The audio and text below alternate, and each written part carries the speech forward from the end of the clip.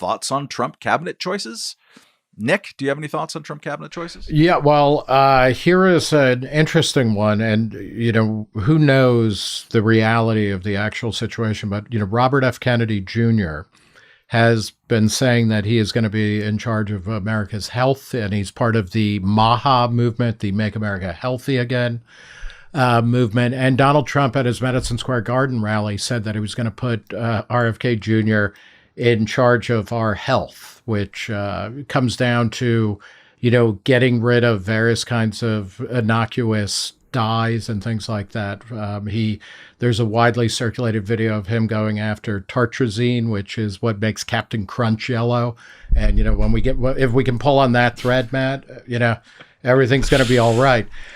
So I'm both worried about that because RFK Jr. is batshit crazy. I mean, he is a nut job and a delusional, thinker on many, many things. But what the reason why I'm interested that if he has a big role to play is he may well be the person who ushers in an era of heavily decriminalized or legalized psychedelics.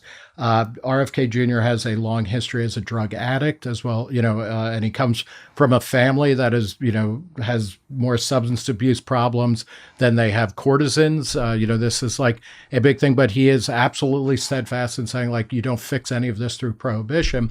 And he talks very positively about moving psychedelics forward as ways of helping people deal with all sorts of problems. And this is where his anti-pharma positioning actually may help legalize a bunch of what the government calls illicit drugs.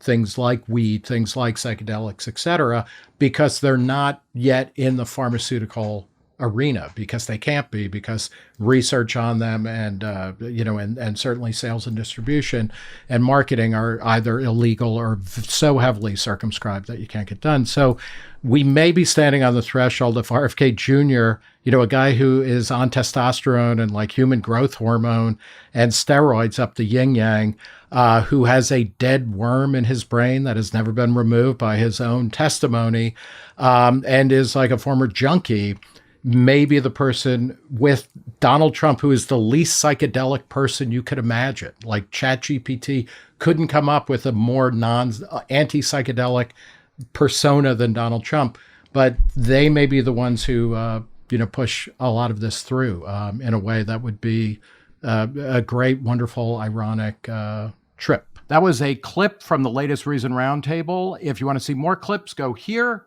If you want to see the whole episode, go here. Make sure to subscribe at Reason's YouTube channel or wherever you listen to podcasts. Thanks for listening, watching, or both.